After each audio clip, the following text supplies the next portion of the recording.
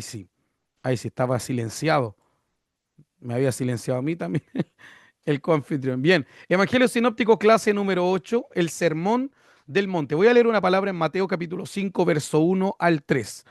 Viendo la multitud, subió al monte. O sea, Cristo observó la multitud y por eso tomó la decisión, la determinación de subir al monte. Y sentándose vinieron a él sus discípulos. Y abriendo su boca les enseñaba diciendo, bienaventurados los pobres en espíritu, porque de ellos es el reino de los cielos. Es lo que dice la palabra del Señor en Mateo capítulo 5, del verso 1 al 3, mis amados y amadas hermanas. El Sermón del Monte es uno de los discursos más importantes y reconocidos de nuestro Señor Jesucristo, registrado en el libro de Mateo del capítulo 5 al capítulo 7, es decir, cubre el capítulo 5, capítulo 6 y el capítulo 7 del Evangelio de Mateo, que es el Evangelio más largo de todos. Y en estas enseñanzas Jesús no solo resume los valores del reino de Dios, sino que también redefine lo que significa vivir una vida santa, una vida justa, una vida piadosa conforme a los parámetros y reglas del reino de Dios. Al Sermón del Monte, como usted lo puede estar observando en pantalla, al Sermón del Monte se le conoce también como el manifiesto de un rey. No solo se le dice el Sermón del Monte, sino también el manifiesto de un rey.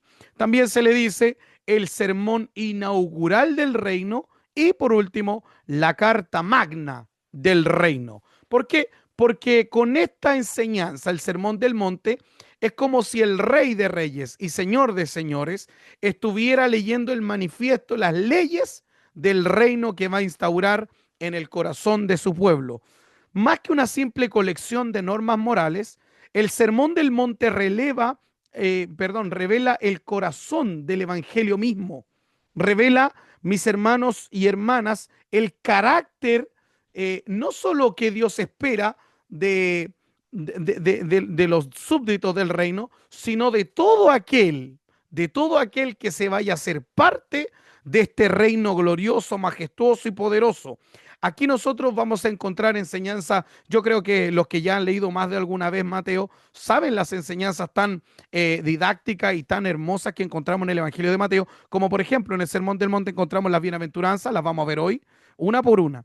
El llamado a ser sal, el llamado también a ser luz del mundo.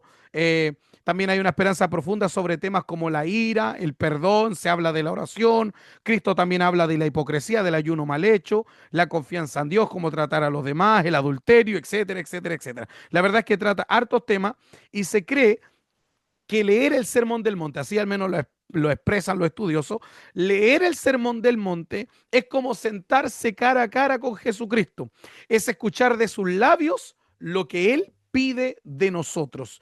Estudiar el Sermón del Monte es literalmente eso. ¿Usted que le gustaría hablar cara a cara con Cristo? Yo creo que a todos nos gustaría. Bueno, cuando usted se acerca al Sermón del Monte, Mateo capítulo 5 en adelante, es como si usted tuviera sentado a Cristo mismo delante de usted y usted fuera a escuchar palabras de su boca. Seguimos. Las bienaventuranzas, mis hermanos, es la introducción. Oiga, porque escuche, no sé, los hermanos que estudiaron homilética conmigo, que esas clases de homilética están en nuestro canal de YouTube, Pastor Marcelo Fuente Alba, están en la clase de homilética, creo que son 7, saben que todo sermón debe llevar una introducción. Todo sermón debe llevar una introducción. La introducción que Cristo quiso poner, colocar para su sermón, fueron las bienaventuranzas que vamos a estudiar hoy. Qué maravilloso cómo predicaba Cristo. La introducción que él utiliza para su sermón fueron las bienaventuranzas del sermón del monte. Mis hermanos, una aclaración. Las bienaventuranzas no son solamente fórmulas de consuelo espiritual, sino que son declaraciones radicales, viscerales, categóricas, que de algún modo u otro invierten la lógica del ser humano. O sea, es como una cosa que viene, es una enseñanza moderna, revolucionaria, contradictoria, opositora a todo lo que los judíos más o menos venían acostumbrados. ¿Por qué invierte la lógica de lo que están acostumbrados? Claro que sí, porque este evangelio del reino, los mansos son los privilegiados, los que sufren son los bendecidos, los que anhelan la justicia son los que Dios les da de su gracia. O sea, los pobres son los que reciben el privilegio y la bendición. Es todo lo contrario, porque La mente popular seguramente decía, no, son los ricos los bendecidos. No, Cristo dice, son los pobres. Cualquiera podría decir, aquí hay que ser violento, como los celotes, los sicarios del tiempo de Cristo. Podrían decir, la fuerza, al igual que los macabeos, va a conseguir nuestra victoria para el pueblo judío. Cristo dice, no, no, son los mansos.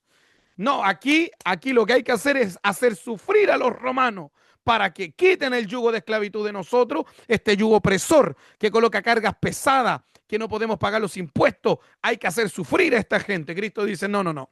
Acá son bienaventurados los que sufren. O sea, viene a invertir toda la lógica la cual la gente estaba acostumbrados, mis estimados hermanos. Vamos a pasar a la primera bienaventuranza, como usted ya lo ve en pantalla, y voy a tratar de ser breve, porque por cada bienaventuranza se podría hablar bastante, pero con la ayuda del Señor vamos a explicar lo preciso, vamos a tratar de ser bien, bien conciso en la enseñanza de hoy. Mateo 5, verso 3 dice, bienaventurados los pobres en espíritu, porque de ellos es el reino de los cielos. Cuando dice los pobres en espíritu, son aquellos, escúchalo bien, que reconocen una absoluta, no dije media, dije una absoluta necesidad de Dios. Eso es un pobre en espíritu. Alguien que día a día se levanta por la mañana y entiende que ni siquiera la primera inhalación de oxígeno. ¿Qué pasó acá? ¿Quién está hablando? Hermano, le pedí que silencien, por favor. No sé qué ocurrió acá. Por favor, nadie active su micrófono porque interrumpen la enseñanza. Ya, mi hermano David, el confitrión, si alguien vuelve a interrumpir, lo saca de la enseñanza, ya, por favor. ¿Quiénes son los pobres en espíritu? Aquella persona que se despierta en la mañana, quede ahí. Aquella persona que se despierta en la mañana y ese primer aliento, esa primera inhalación de oxígeno, entiende que ni siquiera sería capaz de hacer eso si no fuera por la misericordia de Dios. Entiende que su trabajo es por la misericordia de Dios. Tiene fuerza para realizar las tareas diarias por la gracia de Dios. Predica reconociendo su necesidad. Coordina reconociendo su necesidad. Estudia reconociendo su necesidad. Una persona que es pobre en espíritu no tiene eso que tienen muchos ateos y materialistas que dicen, este pechito, acá en Chile al menos se dice así, este pechito me ha dado lo que yo tengo. O sea, con mi esfuerzo, con mis ñeques, con mis músculos, con mi sudor, con mis lágrimas, con mi sangre, me he ganado a pulso todo lo que tengo. Un pobre en espíritu nunca dice eso. Un pobre en espíritu jamás reconoce su propia fuerza como la virtud y la fuente de todas sus ganancias y de todas sus posesiones y de todas sus añadiduras y de todas sus bendiciones. Una persona pobre en espíritu siempre, siempre de los siempre va a reconocer que todo lo que tiene, todo lo que es, se lo debe a Dios. No se trata solamente de una pobreza económica, sino de una humildad espiritual y no de una humildad superficial, sino de una humildad espiritual profunda. Es el reconocimiento de que uno es espiritualmente insuficiente sin la gracia divina. Esta actitud, mis hermanos, es la base de la vida cristiana, una dependencia total en nuestro Dios. El reino no es para los autosuficientes. El reino de Dios no es para los autosuficientes, sino para los que dependen completa y totalmente de su Dios, de su Creador. Segunda bienaventuranza y tercera lo coloqué en una misma imagen. Mateo capítulo 5, verso 4 dice, bienaventurados los que lloran, porque ellos recibirán consolación. Aunque el Señor, escuchen esto, no especifica el motivo del lloro. Esto es impresionante. Porque dice bienaventurados los que lloran, pero los que lloran, ¿por qué? ¿Cuál es el motivo del lloro? Hay una bienaventuranza para los que lloran, pero para los que lloran por cualquier cosa. Yo he visto personas llorando por un adulterio. Yo he visto personas llorando por mañas. Yo he visto personas llorando por puras tonteras. He visto personas llorando por depresión. He visto personas llorando por diversos motivos. Pero ¿por qué motivo en específico son bienaventurados? Oiga, porque yo quiero saber, yo me imagino que ustedes también queremos saber si voy a recibir una bienaventuranza. Yo quiero saber por qué clase de lloro o por qué motivo de lloro yo voy a ser bendecido, bienaventurado, feliz. ¿Por qué? Bueno, según los expertos en la materia, o al menos los que se han dedicado a estudiar las bienaventuranzas, y en especial Mateo capítulo 5, versículo 4, dice que no se trata del lloro de la depresión, ni del ataque de ansiedad, ni del ataque de pánico. No, no, nada que ver. Se trata del lloro de aquellos que lamentan su propio pecado y el pecado ajeno. O sea, como dice el Antiguo Testamento, como dice la palabra de Dios. ¿Por qué se lamenta el hombre viviente? Laméntese en su pecado. O sea, llore su pecado. Es lo que la Biblia dice. Bienaventurado, por ende, podríamos decir o parafrasear de algún modo, bienaventurados los que lloran por causa de su pecado y por causa del pecado de los demás.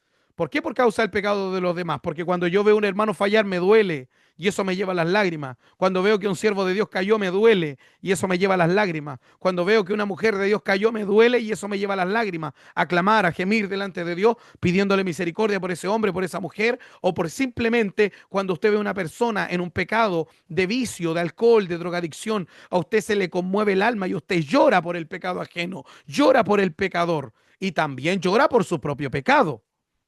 Estas personas serán bienaventuradas. También se dice que son las personas aquellas que lloran por la triste situación en la que se encuentra este mundo, lejos de Dios, apartado de Dios. Yo no sé cuánto de ustedes le ha pasado, pero espero que por lo menos a más de la mitad de los que están aquí ahora en vivo y en directo, mis hermanos, le haya pasado que al ver multitudes de gente, aunque sea una sola vez, su corazón se haya quebrado y usted haya dicho, Dios mío, tantas almas que caminan lejos de ti, tantas vidas que se están perdiendo. Tenga misericordia de estas vidas, tenga piedad de estas vidas. Es increíble, amados hermanos, lo que Dios va a hacer con los que lloran por su pecado y por el pecado ajeno. Es tremendo, es maravilloso. Dios le va a dar consuelo. Oiga, y lo lindo, no es solo un consuelo emocional. El consuelo emocional, claro está que ya está prometido. O sea, usted ha llorado, le ha tocado sufrir, Dios lo va a consolar. Pero no es solo un consuelo temporal, también es un consuelo escatológico, futurista, futuro. Como lo dice Apocalipsis capítulo 21, verso 4, Dios enjugará toda lágrima de los ojos de ellos. Por lo tanto, no es solamente una promesa temporal, sino también es una promesa escatológica y futurista. Es algo que se seguirá cumpliendo en el futuro para todos aquellos que lloran. Mateo 5:5 dice, bienaventurados los mansos, porque ellos recibirán la tierra por heredad. La mansedumbre, mis estimados, es una fuerza bajo control, al menos así se define. Es una humildad que no busca imponerse, sino servir. Escúchenlo bien, es manso, no menso. Hay que entender las definiciones porque tampoco significa que por ser manso uno se va a dejar se va a dejar llevar pasar por todo el mundo. No, tampoco significa eso, que yo voy a dejar que me escupan en la cara por cualquier tontería o bobería. No, no, no significa eso, sino que significa que es una persona capaz de controlar sus emociones. No es temperamental, sabe controlarse. El manso no es débil, no es débil, sino por fuerte que haya sido, ha sometido voluntariamente, se ha sometido voluntariamente a la voluntad de Dios. En un mundo donde se valora la agresividad y el poder, Jesús decide exaltar a los que no se defienden con violencia, sino que imitan al Cordero manso, al Señor Jesucristo. En un mundo donde la violencia es aplaudida, donde lo primero que se graba es una pelea en la calle, Jesucristo decide exaltar a aquellos que son mansos. Manso no es debilidad, manso es una honra ser manso, es controlar la fuerza y ponerla bajo control y decidir actuar bajo esa mansedumbre que Dios nos ha dado. Fíjese que la palabra manso suele usarse más para los animales que para los seres humanos. Por eso es que y es lindo la analogía, el paralelo que usa Cristo, porque yo no sé cuántos de ustedes han viajado al campo, han visto animalitos, pero es muy fácil diferenciar, no sé, a los que se han subido sobre un caballo, o quizás hasta los que han tenido que caerse de un caballo, diferenciar entre un caballo manso y un caballo chúcaro, entre un caballo manso y un caballo que no se deja domar. Son tremendos, hermanos. Trabajar con animales rebeldes es súper complicado, pero trabajar con animales mansos es tan agradable. Es lo mismo en la vida cristiana, trabajar con hermanos chúcaros es tan complicado, pero trabajar con hermanos y hermanas mansas es tan tan agradable. Escúchelo bien, ser manso no es ser débil. Por el contrario, es ser fuerte en el reino de Dios. En el reino de Dios, escúchenlo bien, los fuertes no son los iracundos que se defienden a puñetazo, apenas los vienen a sacar de sus casillas. No, los fuertes en el reino de Dios son los que tienen la capacidad de soportar, como el cordero manso que se inmoló por nosotros, nuestro Señor Jesucristo. Luego la siguiente bienaventuranza, dice el versículo 6 de Mateo 5, bienaventurados los que tienen hambre y sed de justicia, porque ellos serán saciados. Estos son los que anhelan con todo su corazón, número uno, el triunfo de Dios o el triunfo del reino de Dios, y número dos, el mal siendo ajusticiado. Además, son personas que anhelan con todo su corazón vivir una vida alineada a la palabra de Dios, alineada al reino de Dios. Dios promete saciar y satisfacer los corazones que anhelen vivir conforme a su voluntad. Dios promete saciar y satisfacer a aquellos que tienen un hambre terrible por hacer la voluntad de Dios. Aquellos que lloran pidiéndole a Dios cada mañana o cada noche, Señor, ayúdame a vivir alineado a tu palabra, vivir conforme a las leyes de tu reino, vivir el evangelio santo, ese evangelio que dice, sin santidad nadie verá al Señor. ¿Usted tiene hambre? ¿Usted tiene sed de esta justicia? Dios promete saciarlo. Versículo 7, bienaventurados los misericordiosos, porque ellos alcanzarán misericordia.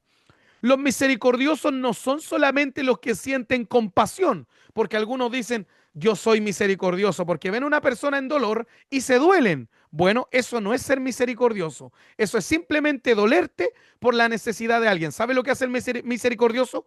No solo se duele, sino que actúa en favor del necesitado. Ah, esto hay que aclararlo, hermano, porque algunos piensan que tienen un corazón muy lindo, porque les duele mucho. Ven a alguien sufriendo y ellos lloran. Eso no es ser misericordioso. Ser misericordioso no solamente le duele la situación ajena, sino que se mueve en pro y a favor para ayudar a aquel que está padeciendo. Ese es el verdadero misericordioso, aquel que se mueve en favor especialmente hacia los vulnerables y hacia aquellas personas que han fallado, que han pecado, que al primer pecado no van y lo destruyen. La misericordia es una característica esencial de los súbditos del reino de Dios.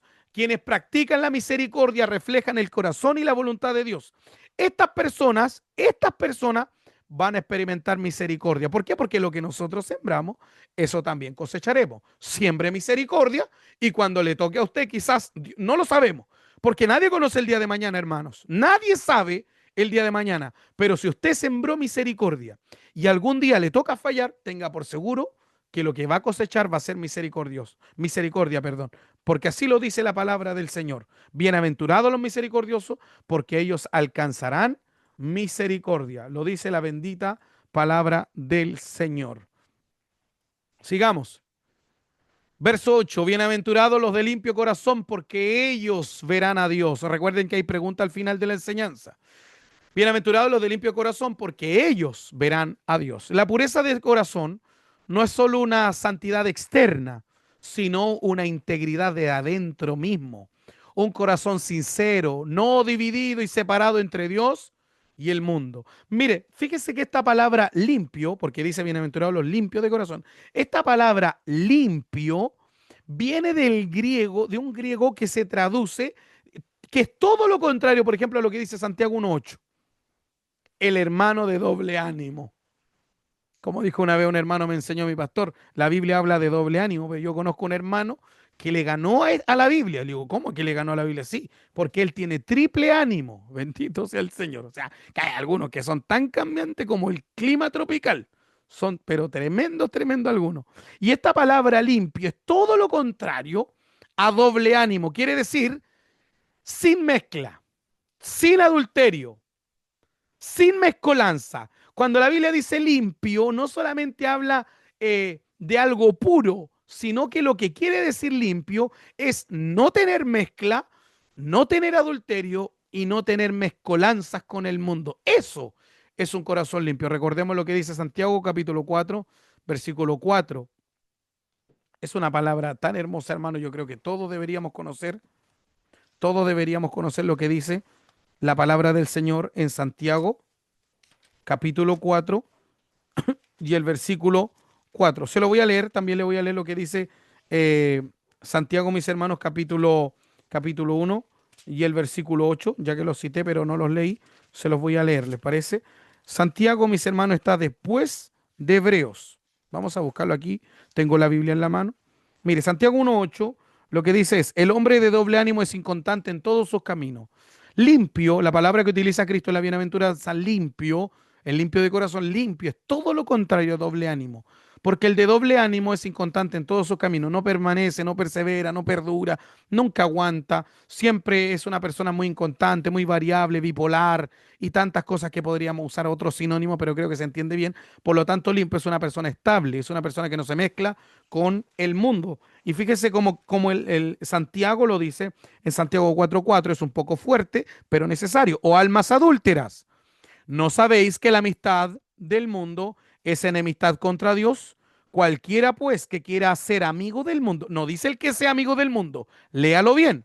No dice el que sea amigo del mundo es enemigo de Dios, dice cualquiera pues que quiera ser, o sea que tenga un deseo de ser amigo del mundo, se constituye enemigo de Dios. Recordemos que en la gracia es diferente en la ley. En la gracia Dios conoce las intenciones y los sentimientos y las inclinaciones del corazón. Porque antiguamente se adulteraba cuando un hombre se acostaba con una mujer que era de su prójimo o que simplemente no era su mujer.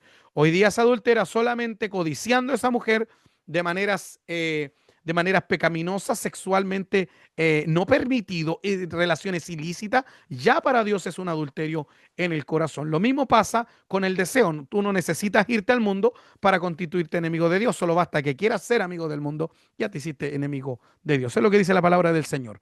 Es decir, aquellos que se esfuercen por mantener un corazón limpio, consagrado, sin trivialidades, sin mundanalidades, sin pecaminosidades, ellos verán a Dios. Una hermosa bienaventuranza, por supuesto que sí, pero para mantenerse limpio hay que esforzarse. Verso número 9. Bienaventurados los pacificadores, porque ellos serán llamados hijos de Dios. Los pacificadores no son simplemente los que evitan el conflicto, sino los que trabajan por la paz. Ellos serán llamados hijos de Dios. Algunos dicen, no, yo siempre ando en paz. No, pero que aquí no solamente hay que evitar el conflicto, sino trabajar en pro de la paz. Por supuesto, la paz que Cristo entrega, la paz que Cristo da. No es mantenerse al margen del problema, sino buscar solución al problema. Eso es ser un hijo de Dios. El Hijo de Dios es un hombre pacificador y nuestro Dios también es un hombre pacificador. ¿Por qué? Porque Él busca la paz, busca la reconciliación. Como lo dice 2 Corintios capítulo 5, verso 18 al 19, Él está buscando reconciliarnos con Él. Porque el pacificador no es solamente una persona que evita el conflicto, sino alguien que trabaja y que rema, que se esfuerza, que boga y hace todo lo necesario para que haya paz en donde quiera que esté, en su iglesia, en su trabajo, en su casa, en todo lugar. La palabra del Señor así lo enseña y es que nosotros así debemos vivirlo, mis hermanos. Sigamos avanzando con la última bienaventuranza, la número 8. Son 8 bienaventuranzas. Algunos piensan que son 9, pero no, son 8. Yo le voy a explicar ya por qué son 8 y no 9. Voy a leerlo. Bienaventurado, el verso 10 dice, los que padecen persecución por causa de la justicia, porque de ellos es el reino de los cielos. Jesús bendice a los que sufren por vivir conforme a su justicia. Ojo acá, no a los que sufren por sus errores, sus pecados o las cosas malas que han hecho. Algunos dicen, hoy estoy sufriendo una persecución terrible por causa del evangelio. Son mentiras. Están sufriendo por pura consecuencia de sus pecados, de sus maldades. Hay que tener cuidado.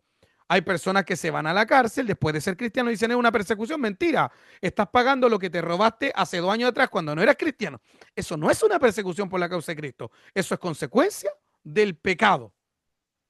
Yo he escuchado una vez escuché a un hermano que tenía un hijo por fuera del matrimonio, por supuesto, años atrás de conocer a Cristo, y se entiende.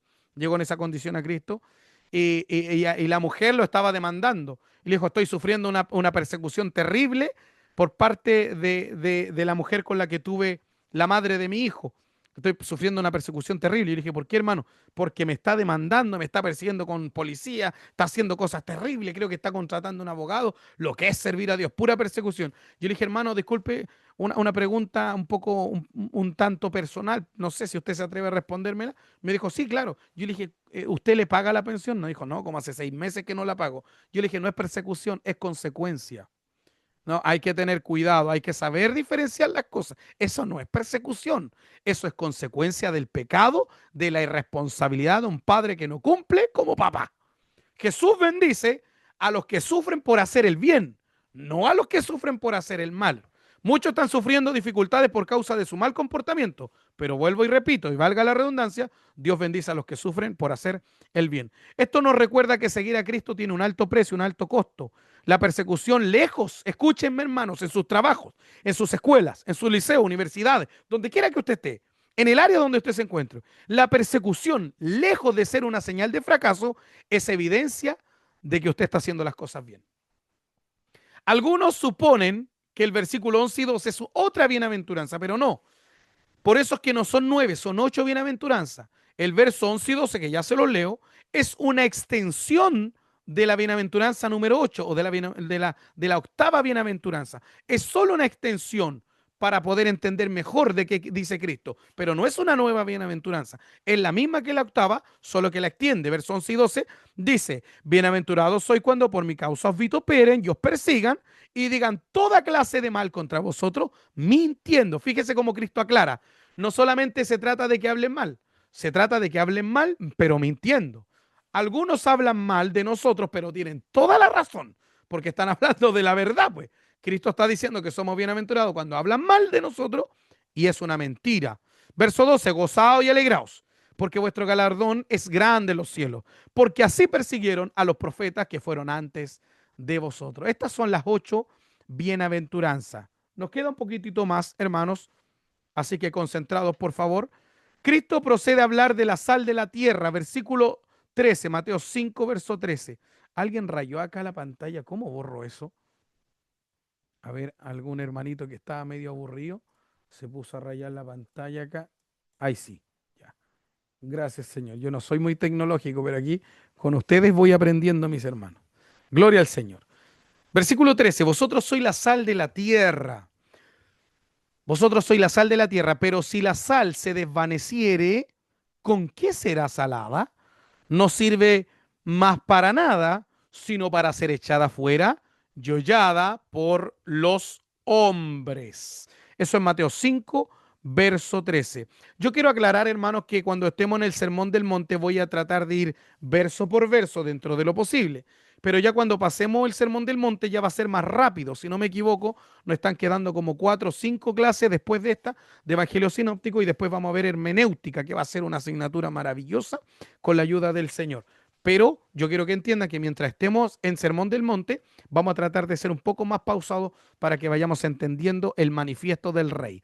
La función principal de la sal en la antigüedad era preservar los alimentos. Recuerden que antiguamente no había refrigerador, no había nevera. ¿Cómo conservaban la carne?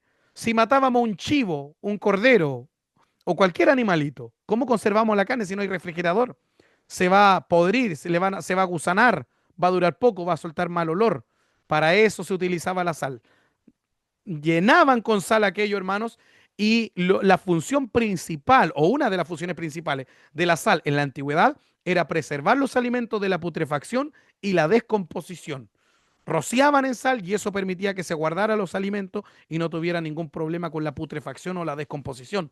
Y es que la sal tiene un efecto de preservación. Del mismo modo, los hijos de Dios impedimos que este mundo se pudra antes de lo esperado. No es que nuestro comportamiento tenga la capacidad de purificar los corazones, pero sí tenemos la capacidad de influenciar para bien a colegas del trabajo, familiares impíos, personas conocidas, y de ese modo servimos de alguna manera, aunque sabemos que este mundo se va a podrir tarde o temprano, eso no significa que yo debo quedarme acá de brazos cruzados esperando que el mundo se pudra. No, algunos dicen, la Biblia dice ya, porque algunos dicen así, la Biblia dice que serán los tiempos como Sodoma y Gomorra, así que ¿para qué vamos a hacer algo? ¿Para qué vamos a ir a votar por un presidente que vaya a arreglar las cosas y tenga principios cristianos si al final tiene que ocurrir Sodoma y Gomorra? Eso es ridículo, hermano. O sea, porque esté profetizada ya una destrucción para la tierra, yo me tengo que quedar de manos cruzadas mientras el mundo se hunde. Para nada. Nosotros tenemos que trabajar de alguna u otra manera en beneficio para esta humanidad, para ver si por medio de la buena influencia que somos nosotros como sal, o que al menos deberíamos ser siendo sal, de algún modo los corazones se preparen para recibir el evangelio del Señor Jesucristo. Quedar de manos cruzadas no es bíblico, no hace parte de los súbditos del reino por ningún motivo. Los hijos de Dios, los que son sal, de alguna manera van a influenciar para que este mundo no se pudra tan rápido y de alguna manera le hagamos contra a, la, a todo lo que es la putrefacción moral de esta tierra y que Satanás está operando en los corazones. Cuando la sal, mis hermanos, se vuelve, eh, como dice el Señor Jesucristo, se desvanece de algún modo, bueno, que habían tipos de sal, no es que la sal se desvanezca, no es que la sal se vuelva insípida, porque la sal como tal no se puede volver insípida, sí se puede disolver, sí en agua no se puede notar, pero su sabor sigue estando ahí. Cristo se refiere a que habían tipos de sales que no salían buenas, salían con minerales y no se podían utilizar, se volvían malas, no salaban, no cumplían su labor, no preservaban los alimentos. Y esta sal, ¿qué la hacían? La tomaban en el siglo I y en el siglo II de Palestina y la tiraban a las calles. Escúchelo bien, por kilos, por sacos y sacos. ¿Qué saco? Por carretones y carretones. Sacaban las sales y las tiraban a las calles. ¿Para qué? La tiraban con dos propósitos a las calles. Recuerden que las calles no eran como ahora, eran de tierra.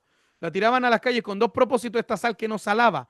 La tiraban a la calle con el primer propósito, allanar la calle. No tenían la infraestructura que tenemos hoy en día, ni el avance de ingeniería civil que tenemos en estos tiempos, aunque los romanos sí, debemos reconocer, construían muy buenas calles, aún así no tenían relieve y cosas, entonces para allanar el camino, para aplanarlo, le echaban sal. Y la sal pisándola, apisonándola, se vuelve durísima, porque la sal cuando la sacan de la tierra es durísima, excepto la sal que sale del mar. Obviamente ahí estamos hablando de otro tipo de sal. La tiraban a la tierra, compactaban, y el segundo propósito era que no salga maleza en el camino, que la maleza no se venga al camino y después estarlo cortando. Entonces la sal servía para eso. ¿Para qué? Para ser hollada por los hombres. Hollada significa pisar. Eso es pisar. Hollar es lo mismo que pisar. Hollar es lo mismo que pisar. Por lo tanto, no sirve para nada más sino para ser pisoteada. Lo mismo pasa con un hijo de Dios que ha perdido su buena vida moral. Lo mismo pasa con un hijo y una hija de Dios que ha dejado de ser sal de la tierra. Lo pisotean todos. Dicen, y ese no era el que predicaba, y esa no era la hermanita que danzaba, y ese no era el que hablaba de Dios, y él no era el que me decía que Cristo viene. ¿Y qué pasó? Y solamente sirve para eso, para ser pisoteado. Te van a pisar todos. Hermano, hermana, si tú pierdes, te desvaneces, pierdes tu esencia como sal, ten por seguro, la gente no te va a perdonar, te van a tirar al camino y te van a pisotear hasta cansarse. Y no es la hermanita que tomaba clases de evangelio sinóptico, ay santo Dios de la gloria. Y no es el hermanito que tomaba las enseñanzas. Y no es el que le gustaba la palabra. Y ese no es el que le gustaba la escritura, el que no invitaba al culto. Por eso es que hay que tener muchísimo cuidado. Nosotros somos sal de la tierra. Pero también Cristo dice que somos la luz del mundo. Verso 14 y 16. Vosotros sois la luz del mundo. Una ciudad asentada sobre un monte no se puede esconder. Ni se enciende una luz y se pone debajo de un almud, sino que sobre el candelero y alumbra a todos los que están en casa. Así alumbre vuestra luz delante de los hombres, para que vean vuestras buenas obras y glorifiquen a vuestro Padre que está en los cielos. Lo primero que nos deja claro el Señor Jesús es que no nos salvaron para escondernos, sino para hacer evidencia del poder de Dios. No nos salvaron para escondernos detrás de paredes. Por eso, hermano, es que es tan triste ver tantas iglesias, y no lo hablo con el afán de desprestigiar a ninguna denominación, porque este curso o estas enseñanzas, estas clases, al ser interdenominacionales, tengo mucho cuidado con referirme a otras congregaciones, pero es la verdad. Es muy triste ver iglesias que se han conformado con un culto, van a un culto, aplauden, cantan, ofrendan, escuchan la palabra y para la casa. Y eso es todo. No saben lo que es ganar alma, no saben lo que es un evangelismo ni siquiera una vez al mes. Están más muertos que vivos. ¿Por qué? Porque una persona que ha sido salva por Cristo pierde su propósito al esconderse. Claro, usted puede decir, pastor, pero es que en mi iglesia no hacen evangelismo, pero usted puede evangelizar personalmente. Súbase a un taxi, un Uber, háblele al Uber de Cristo, háblele al taxista de Cristo, háblele al colega de Cristo. Quizás no salen por las calles con parlantes, como quizás lo hace nuestra congregación en Valdivia, pero usted lo puede hacer de otra manera. Hay muchas maneras de evangelizar. Si no lo hace su iglesia, no lo hace su concilio, hágalo usted, gane almas, porque el que gana almas, dice el libro de Proverbios, es sabio. Y el perezoso dice, no saldré a la calle porque está el león y seré muerto en la calle. Eso dice el perezoso según el libro de Proverbios. En la antigüedad se utilizaba un cajón, como usted lo está viendo acá en pantalla. Esto se conocía como el almud. Se utilizaba este cajón llamado el almud en Palestina en el siglo I. Este almud, este cajón, era una unidad de medida de capacidad. Se utilizaba, mis hermanos, principalmente para medir y también pesar productos secos. Por ejemplo, en esta cajita, que está bien desgastada, era un poquito más lindo, pero es para que usted más o menos entienda. Algunos tenían otra forma, pero era algo así. Era un recipiente, era un recipiente. Se echaba grano, trigo, cebada y otro tipo de alimentos secos. En tiempos del Nuevo Testamento, un almud, como yo le coloqué acá, no sé si se alcanza a ver, algunos de ustedes están en el celular, quizás no lo vean, hacía una capacidad de 7 a 9 kilos. Eso hacía un almud, de 7 a 9 kilos.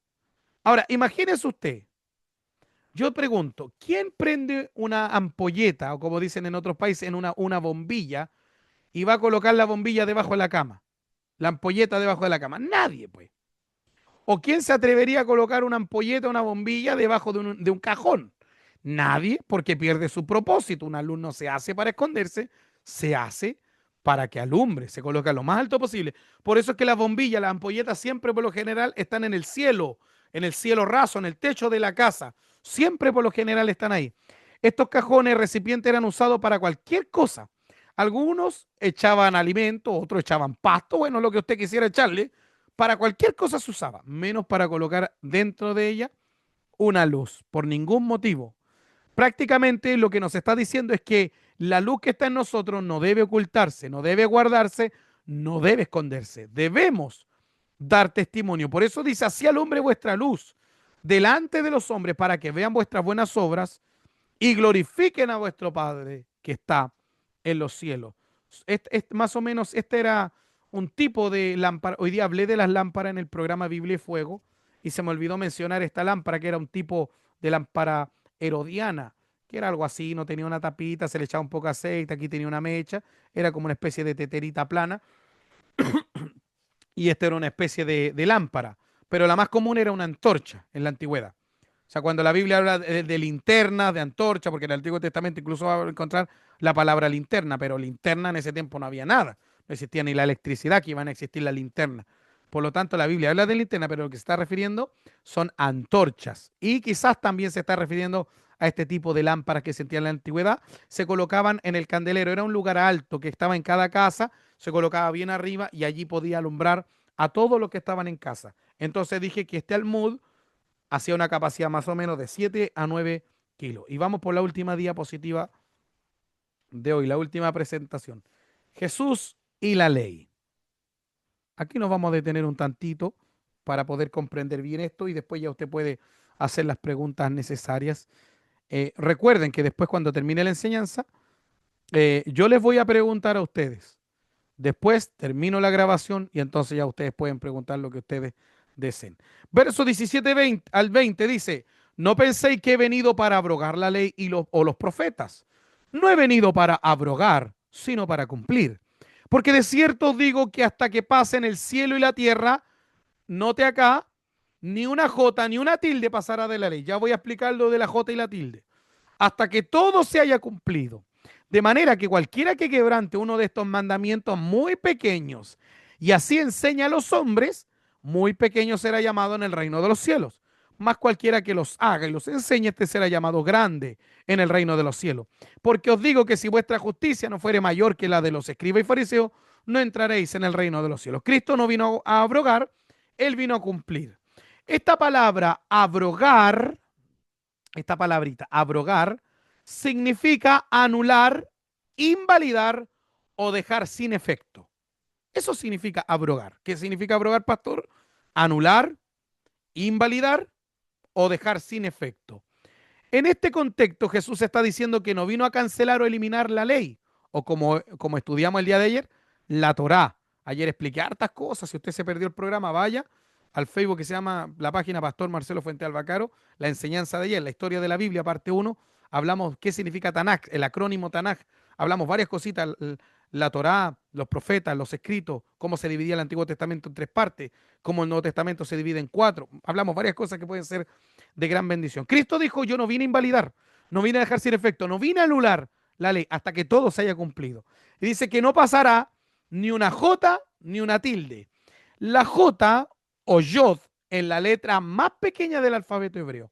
Dentro del alfabeto hebreo, la letra más pequeñita es la jota, o como se lee en hebreo, la yod, Y-O-D, yod. No hay letra más pequeña dentro del alfabeto hebreo que la yod o la jota. Es lo mismo, es exactamente lo mismo. Es la letra más pequeña. Y la tilde era una pequeña línea, como nuestra tilde que utilizamos en nuestro lenguaje, en el castellano, en el español.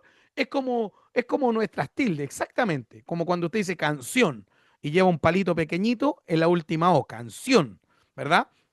Eh, o cuando usted dice habló, lleva tilde en la última O, es un palito pequeñito. Bueno, algo así, un palito pequeñito se colocaba dentro de las letras hebreas, porque usted sabe que está escrito en bloque, las letras hebreas eran como especie de cuadradito, como usted lo está viendo acá, algo parecido, y algunas eran tan parecidas que para poder diferenciarse una de la otra, se le hacía una tilde, un pequeño palito que diferenciaba una letra de la otra. O sea, Cristo está diciendo con esto, con la J y con la tilde, que ni aun lo más insignificante dentro de la ley y los profetas pasará por alto. Todo se cumplirá al pie de la letra. Ni lo más insignificante como la yod y la tilde, como la j y la tilde va a pasar por alto. Hasta lo más pequeño, hasta lo más diminuto, hasta lo que nosotros podamos considerar más insignificante, se cumplirá, dijo Cristo. Yo he venido para cumplir, dijo el Señor, no para abrogar. Y Él vino a cumplir la ley de 3 maneras. De 3 maneras vino a cumplir. La primera forma en la que cumplió nuestro Señor fue, número 1, cumplir cómo obedecer perfectamente la ley de Dios. A ver, ¿cómo lo puedo resumir para que me lo entienda mejor? Él cumplió de 3 maneras. Obediencia perfecta. Ahí está. El primer cumplimiento que le dio, lo cumplió obedeciendo a la perfección. Obediencia perfecta. Jesús vivió cumpliendo toda la ley, mandamientos, preceptos, etcétera, sin fallar. A tal punto que según Hebreos capítulo 4, verso 15, dice que fue el único que vivió sin pecado. Es extraordinario lo que hizo Cristo. Y no solo eso, sino que él mismo en una ocasión dijo, oiga, qué tremendo.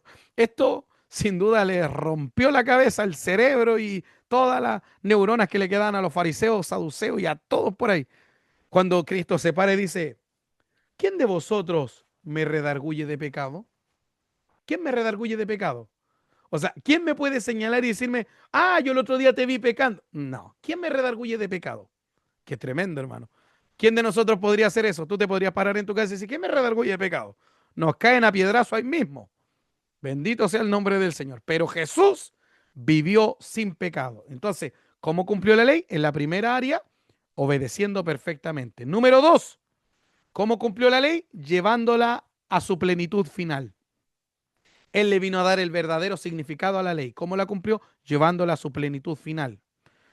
Jesús llevó la ley a su cumplimiento total, mostrando el verdadero sentido espiritual de la ley, no solo de la letra que solo producía legalismo estéril. En otras palabras, Cristo vino a darle el verdadero significado a esta ley espiritual, completó su propósito.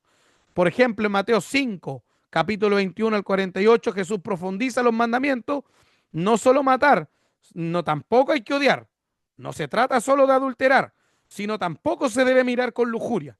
O sea, Cristo vino a darle el significado real a la ley, vino a profundizar en ella. Él llevó a la ley a un nivel más profundo en el corazón del ser humano. La explicó como ningún rabí jamás la podría explicar. La enseñó como ningún enseñador jamás la podría enseñar. Así que cómo la cumplió en su segundo sentido, en llevarla a su verdadera plenitud total o final. Y número tres, la cumplió al cumplir, no, eso suena muy redundante. La cumplió al llevar a cabo las profecías. ¿Cómo? ¿Qué otro sinónimo existe para cumplir, hermanos? Hay hermanos que están tomando mucho apunte y me gustaría darle un sinónimo para ver. Cumplió, cumplir, a ver, algún sinónimo. Puede ser, mi pastor. Sí, también puede ser. Realizó, ejecutó, consumó, formalizó, terminó. Bueno, Efectuar, ¿cómo? efectuar, Efectuar también es un buen sinónimo, sí. Entonces, él cumplió la ley también, mis hermanos, al efectuar o realizar fielmente todas las profecías. ¿Alguien recuerda cuál es el evangelio que más habla o que más nos recuerda? Esto es lo dicho por el profeta. Esto es lo que dijo el profeta. Esto Cristo lo hizo para que se cumpliese lo que dijo Isaías. Esto lo hizo Cristo para que se cumpliese lo que dijo Jeremías. ¿Saben cuál es el evangelio que se conoce como el evangelio del cumplimiento? Sin duda alguna es el gran evangelio de Mateo. Porque Mateo fue escrito para los judíos. Y a Mateo le interesaba que entendieran los judíos que Cristo es el cumplimiento de la ley y de los profetas. Por eso es que a cada rato cuando usted lee Mateo, siempre lee esto lo dicho por el profeta. No lo dice por decirlo, lo dice para persuadir a sus compañeros judíos. Qué tremendo, hermano. En estas tres áreas cumple el Señor Jesucristo la ley. Al obedecer completamente sus preceptos, al darle el significado final o absoluto de la enseñanza de la ley y al cumplir sus profecías. Ahora, ¿qué relación, para finalizar, qué relación tiene el creyente con la ley? Cristo nunca enseñó que la ley jamás pasaría, o sea, como que la ley fuera eterna y que nunca iba a pasar, no, sino que no pasaría hasta que se cumpliera. Pero precisamente Cristo es el perfecto cumplimiento de la ley. Y es por eso que muchas de las leyes del antiguo pacto, del Antiguo Testamento, hoy no nos rigen a nosotros que estamos en la época o en la dispensación de la gracia. Cristo le ha puesto fin a esa ley antigua. Cristo dijo que la ley no pasaría hasta que se cumpliera, ¿sí o no? Sí, lo dijo. Y ya se cumplió. Se cumplió porque Cristo hermano, es el cumplimiento de la ley. No, si no lo captó, se lo voy a volver a repetir. Cristo dijo que ni siquiera la yod, la jota o una tilde pasaría hasta que se cumpliera. Pero en Cristo se cumple. Así que la ley mosaica como tal ya pasó en algún sentido. Mire lo que dice Romanos capítulo 10 y el verso 4. Porque el fin de la ley es Cristo para justicia a todo aquel que cree. Oiga, el fin de la ley, ¿quién es? Cristo. ¿Por qué Cristo es el fin de la ley? Porque Cristo es el cumplimiento mismo de la ley. Toda la ley, todos los profetas se cumplen en Cristo, porque la Biblia completa apunta hacia un personaje, Cristo. La Biblia tiene un mensaje y la Biblia tiene un personaje principal. El mensaje principal de la Biblia es la redención del ser humano, el perdón de los pecados del hombre. Y el personaje principal es Jesucristo. Eso le sirve mucho a los predicadores y las predicadoras, ¿no? Porque para una introducción, para un cuerpo, para un sermón, eso está buenísimo decirlo. La Biblia tiene un personaje principal y tiene un mensaje principal. El personaje principal es Cristo el Señor. Y el mensaje principal, por supuesto, es el que entrega el mismo personaje principal. El mensaje principal es la salvación de los seres humanos. Romanos 10:4 dije, el fin de la ley es Cristo. Algunos judaizantes o neojudaizantes han dicho que no, que la ley sigue vigente, que hay que cumplirla, que el rabí Shaul, que el rabí Moisés. Ay, hermano, qué tremendo. La palabra fin que utiliza el apóstol Pablo en Romanos 10:4 en griego es telos, con T-E-L-O-S, telos. Y literalmente significa el término de algo, o el fin como propósito, el fin o el término de algo. Así que no está diciendo esa palabra fin que es como finalidad. Está hablando de fin, de término. Esto lo dice expertos exégetas como Douglas Moo en su comentario al libro de Romanos y tanto otro exégeta experimentado en la materia. La ley antigua se suele dividirse de dos maneras, ley moral y ley ceremonial. El Nuevo Testamento absorbió las leyes morales, que serían los 10 mandamientos de Éxodo capítulo 20. Pero las leyes ceremoniales para nosotros quedaron obsoletas. Para nosotros los ritos, la ofrenda, la muerte de animales, sacrificio de animales, para nosotros ya no nos rige. Por lo tanto, la ley ceremonial o la ley antigua, la ley mosaica, se divide en dos partes.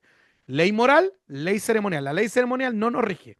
Lo que sí absorbió el nuevo pacto fueron los 10 mandamientos, y eso sí, por supuesto, son mandamientos morales que nosotros obviamente debemos cumplir, con excepción del día de reposo, que en el Nuevo Testamento no es mencionado como un mandato. Sin embargo, el principio bíblico sí está presente, que el ser humano debe descansar, pues no somos una máquina humana, no, perdón, no somos una máquina, somos seres humanos y necesitamos, por supuesto, descanso, mis estimados hermanos. Yo quisiera ahora hacerle algunas preguntas, a ver si ustedes la pueden responder para ver si usted se grabó la enseñanza de hoy. Así que vamos a ver cómo le fue. Solamente los que sepan responder, activen su micrófono. Y yo aquí estoy bien pendiente mirándolo a todos a ver quién contesta. Recuerde que nosotros llevamos un conteo de los que están aquí en la enseñanza, de los que entregan sus tareas y de los que están presentes, también de los que activan su cámara y tantas otras cosas, ¿ya? Gloria al Señor. A ver, vamos a la primera pregunta. El Sermón del Monte, ¿qué otros nombres, con qué otros nombres se le conoce?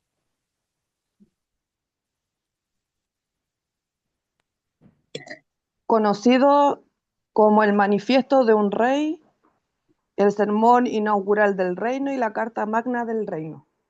Correcto, muy bien. ¿Quién respondió? Macarena, Norambuena. Mi hermana Macarena, Dios le bendiga, excelente. Defino o explique brevemente las 8 bienaventuranzas, cualquiera. ¿Alguno recuerda la primera bienaventuranza? Amén, mi Los pobres pastor. en espíritu.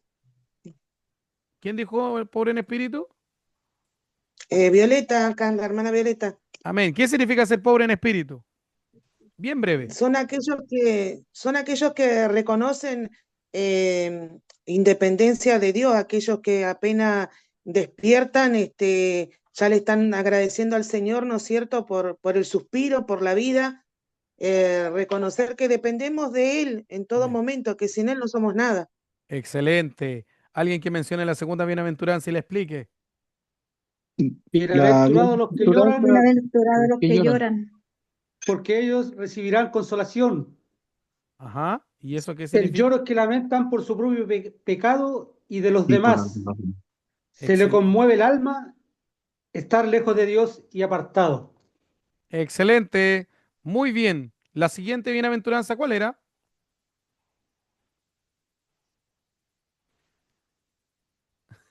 ¿Qué pasó? Los Bienaventurados Los los que mansos, mansos. lloran, porque ellos recibirán Bienaventurados los mansos. consolación. Los ¿Es cero, mansos. no? Mi hermano Los Iván, mansos. a ver, ¿y qué significa eso, hermano? Significa no ser débil, ser fuerte en Dios. Ajá, sí, correcto. Porque para el mundo, ser manso es ser débil. Pero en Claro. Cristo no es así, no funciona así la lógica de Dios. La otra bienaventuranza, ¿cuál era? los Ah, que tienen hambre y sed de justicia, ajá. ¿Y qué entendió usted, hermana Roxana, por eso? los que anhelan con todo su corazón el triunfo del reino de nuestro Señor. Amén. Muy bien, excelente. Y luego en Mateo 5:7 tenemos otra bienaventuranza. Es una muy importante, hermanos. Los misericordia alcanzarán misericordia. Ajá. ¿Y qué dijimos? ¿Quién es el misericordioso o la misericordiosa? ¿Quién es? El hijo que no solamente se siente del dolor, sino que actúa a favor de la misericordia del prójimo, vivir Excelente. por el pecado o el pecado ajeno. Excelente, hermana Macarena, excelentísimo. Así debe ser, el misericordioso no es el que, ay, qué triste, mira, pobrecito, esa persona tan mal que está, ya vámonos, que el semáforo se puso en verde. Ese no es misericordioso. El misericordioso es aquel que se baja del auto y va a ayudar a esa persona. Y ellos alcanzarán misericordia. Bien, vamos llegando a las últimas bienaventuranzas. El versículo 8 habla de otra bienaventuranza, el corazón, Los limpios de corazón, eso. ¿Y qué significaba eso, hermana? los que no solamente tienen una santidad por fuera, sino que tienen un corazón sincero delante del Señor. Ajá. ¿Y recuerda usted qué significaba limpio? Era todo lo contrario No me acuerdo. a Lo doble mismo ánimo. todo. Exacto. Todo Limpio, lo mismo. puro, no tener mezcla. Ajá. ¿Quién dijo eso? Hermano Jorge Aceituno, acá. Amén. Amén, mi hermano Jorge. Excelente. Sí, correcto. Limpio significa no tener ningún tipo de mezcla. O sea, no solamente habla de limpio, lo que entendemos limpio como cuando algo se lava, sino que habla de no lavarlo y no mezclarlo con nada malo. No ensuciarlo. No solo es lavarlo, sino no mezclarlo, no ensuciarlo. Sin Otra mezcolanza. bienaventuranza. Otra bienaventuranza. Mateo 5:9. ¿Cuál era? Los varones, Que no hay varones hoy solo, día, ¿no? no solo evitan el conflicto, sino que llevan la paz. Es Pero qué, trabajar por la paz pero qué bienaventuranza era. en los pacificadores, Correcto. No solo evitan el conflicto, sino. sino que llevan la paz. No es as- dice que no es Buscan la mantenerse al solución al margen. problema, ¿Hablaba, hermana? A ver cómo decía. que Interrumpieron. busca la solución al problema, busca la solución al problema, trabajan para encontrar la solución al problema dándole la paz. Ya, muy bien. No solamente se conforman con estar en paz y evitar el conflicto, sino que trabajan en pro y a favor de la paz, de la solución. Eso es un pacificador real, verdadero. Y la última bienaventuranza que vimos, oiga, ¿hay hombre en esta enseñanza o no? Aparte del hermano Jorge, ¿habrá otro hombre? ¿Cuál es la última bienaventuranza?